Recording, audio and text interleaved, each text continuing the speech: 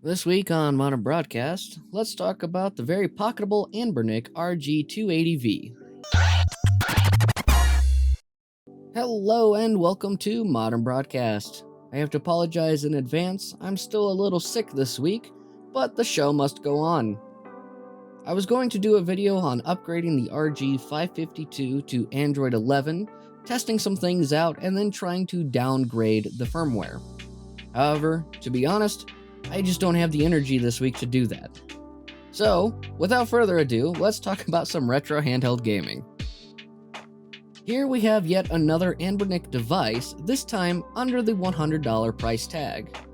This is the RG280V. The 280V is a solid compact machine. It has two color variants, silver, and a Famicom-inspired red and gold.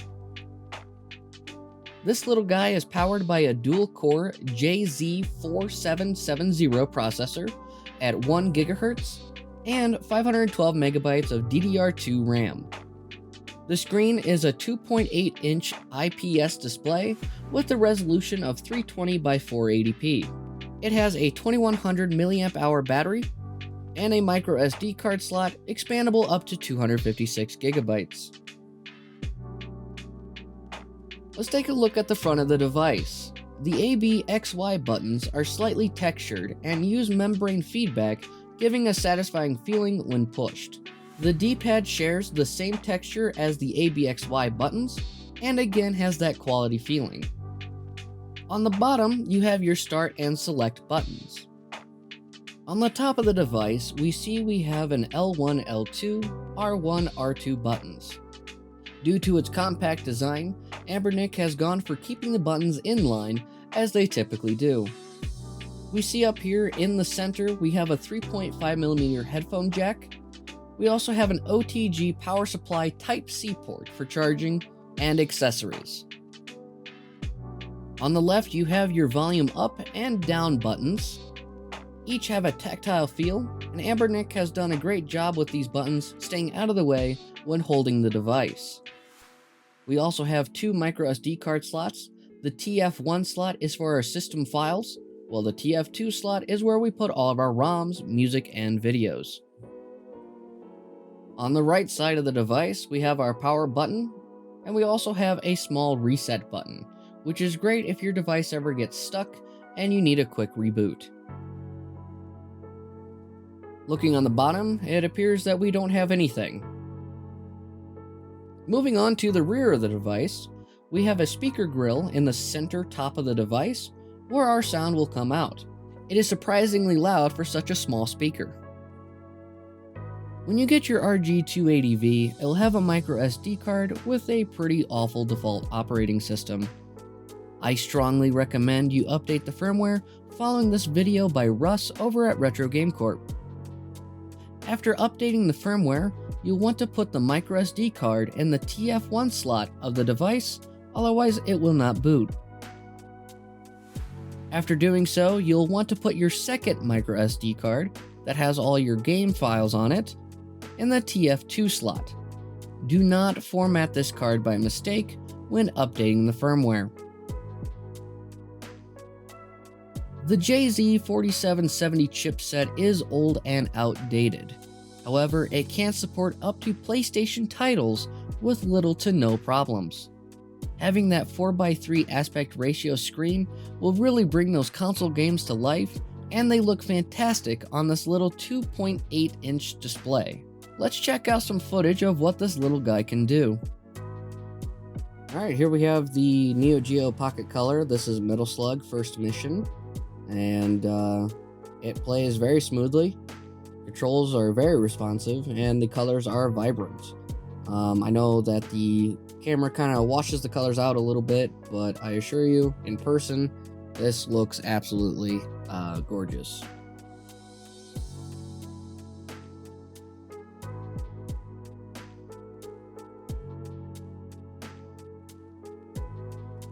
So now I'm booting up Pokemon Red for the Nintendo Game Boy. And a neat thing with the Game Boy emulator is if you push R1, it will swap color palettes. I believe there are 40 different ones built in that you could swap between. and kind of just gives your Game Boy a different feel. So that's kind of neat.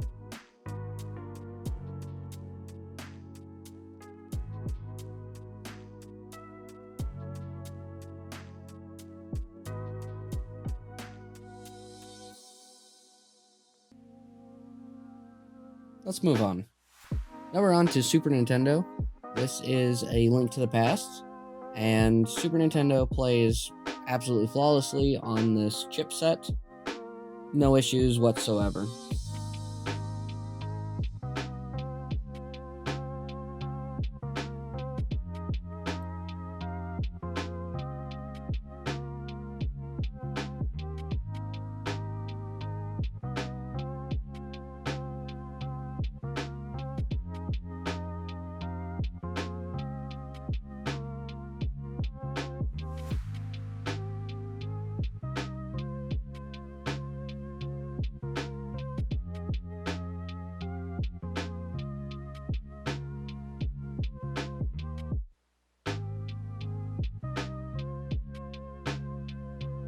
Alright, so here's where things start to get a little interesting.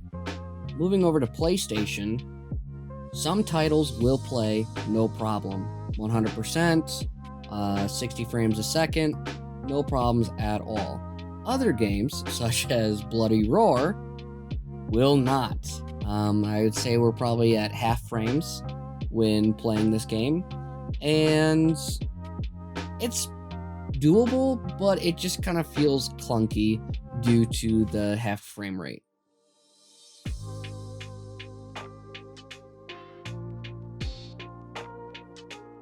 When we move over to Tony Hawk's Pro Skater, the menu acts up a little bit, but in gameplay, it plays no problem. Able to do tricks, feels like it's at full frames. I'm sure we're dipping down a little bit here and there, but honestly, it's not that noticeable. So with PlayStation on the RG280V, you're just going to have to play around. Some games are going to work and some games just won't. They might be playable, but probably not enjoyable. Is the RG280V the most cost-effective or ultimate portable retro gaming handheld? To put it simple, no. There are other devices out there under $100 that offer similar or better performance than the 280V.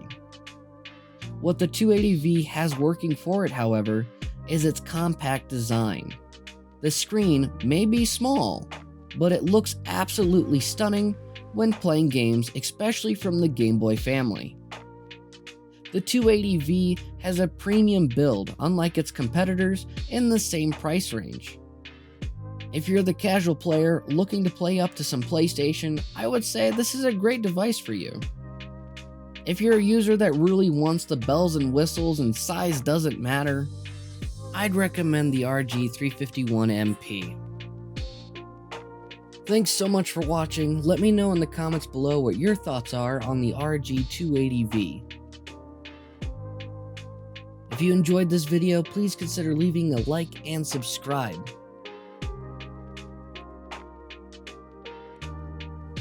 Take care.